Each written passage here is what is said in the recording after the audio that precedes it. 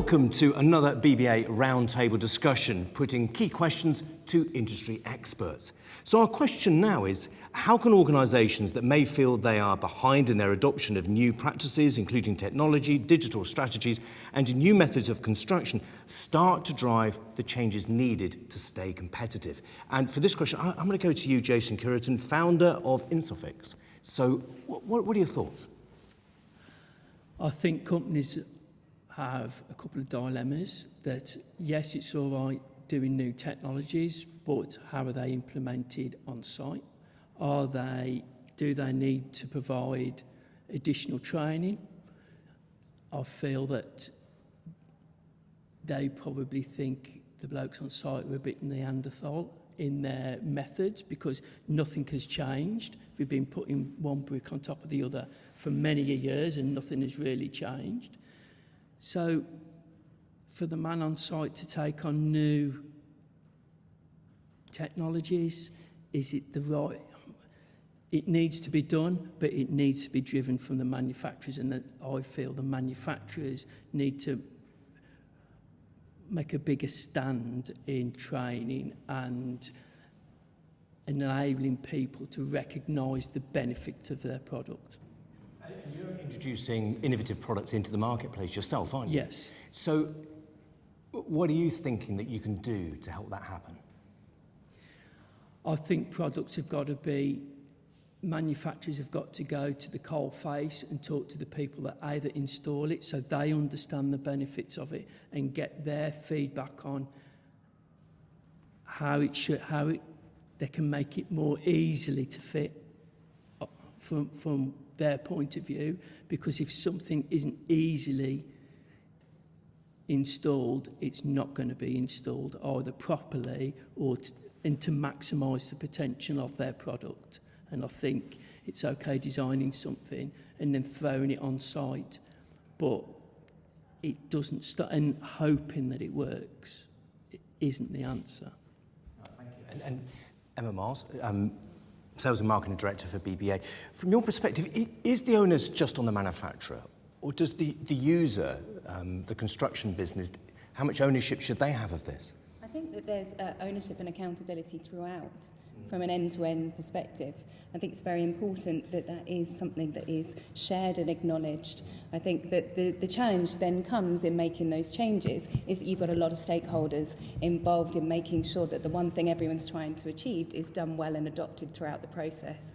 I think for those that feel that they're lagging behind, it's about starting the process, but thinking about the future. So rather than trying to catch up with where you think you're behind now, it's kind of thinking what's the next step and how do we head towards the direction for the future. A lot of businesses that are in a lag try to catch up, but by the time they've caught up, they're behind again and they're in the same situation. Yeah. And from a business perspective, Colin Johnson, Managing Director of D-Gauge, what's your view? How can businesses, companies, catch up if perhaps they're slightly behind the pace? Interesting. I think first of all, it's how we measure whether we're behind or not, and that's against what we're trying to achieve. So, if using a previous example, if the measure is to come up with an efficient way to document something along the journey, I think let's have a clear understanding of that. I think you've got to go to the people on the coalface doing the job to understand that how something is working, how will technology best solve that problem. That's what it's trying to do.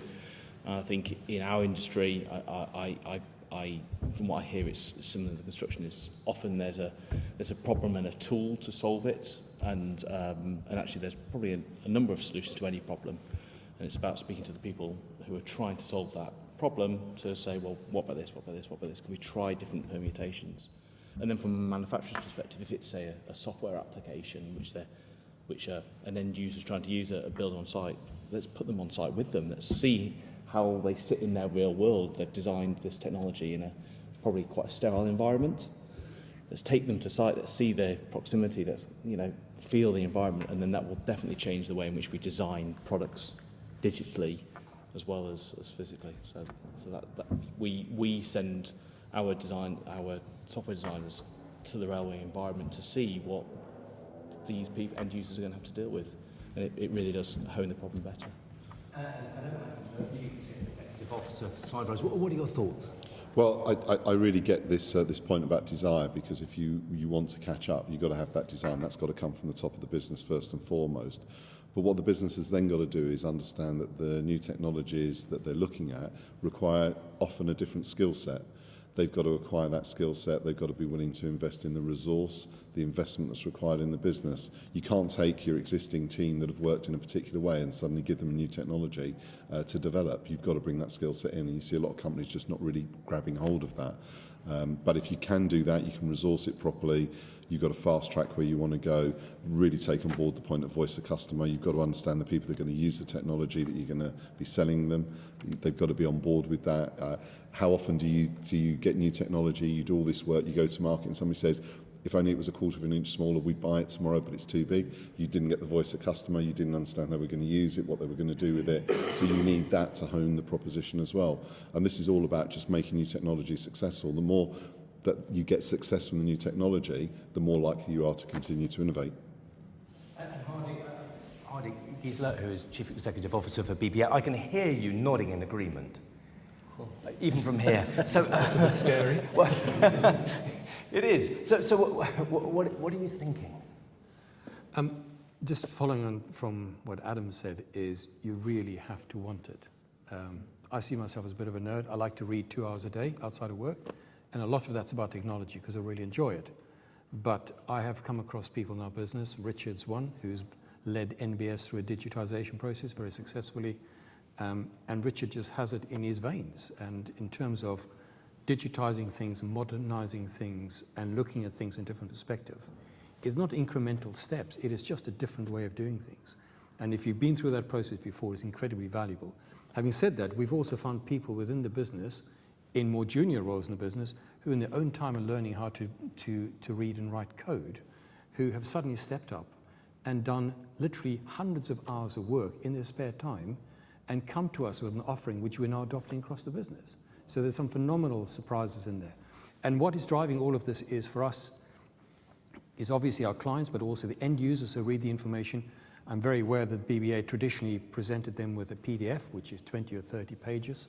Only about 20% of that is in English, from my non-technical perspective.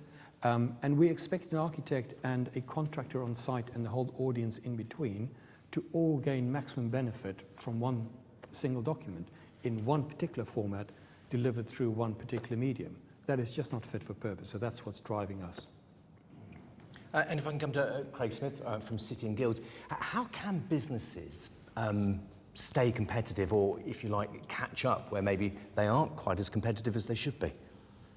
It's a really interesting point, this. So there's been mention of training as part of deploying these solutions, and I think, training is a bit of a kind of dirty word, I think, nowadays. And I think the industry is moving to more blended solutions and things like that. But I mean, ultimately, if a company has a new technology product and part of that kind of proposition is, and to deploy it, it needs X number of hours of, your people coming off the job and a load of indirect time and cost, it's just not going to fly. So I think it's really important that we think about how we do develop the skills that people need to deploy the technology. So I think the technology does need to be kind of intuitive from the beginning, but also it's not about taking people away from work. It's how do people kind of learn in that flow of work. So, as they're deploying, using this technology, there's kind of help guides and things to kind of point them in the right direction to support them through what should be a pretty intuitive piece of technology, hopefully anyway.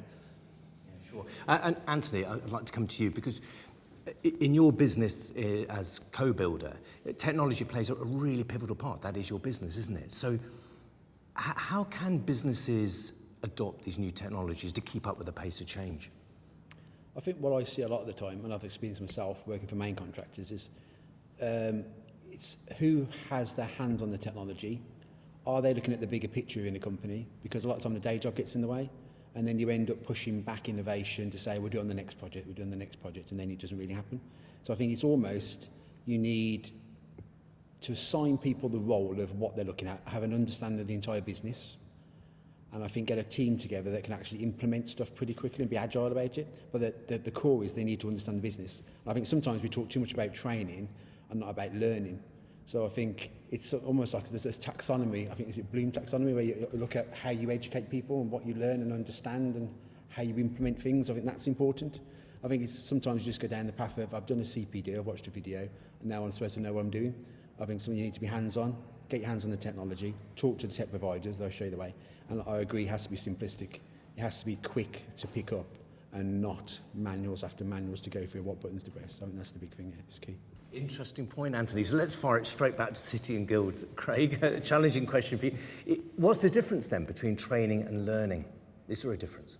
Yeah, absolutely. So I think that is an excellent point. I mean, you can't, like we say, just take people out of their day job, put them in a classroom and expect them to come back. I mean, I think the kind of old adage around kind of training, and I think particularly as you kind of mentioned there around this kind of more tick box compliance type approach, I mean, that's about going, yeah, we've kind of done enough and kind of sending people off. That doesn't mean they're, you know, kind of bought into using this technology and they're going to kind of play with it and I guess kind of break it to a degree. You know, you do want people who are kind of inquisitive and will kind of, you know, push the technology and kind of learn themselves. And I think it is about developing that kind of attitude and culture around wanting to adopt these products, try it out, I guess fail sometimes and learn from that. It's not all about a classroom.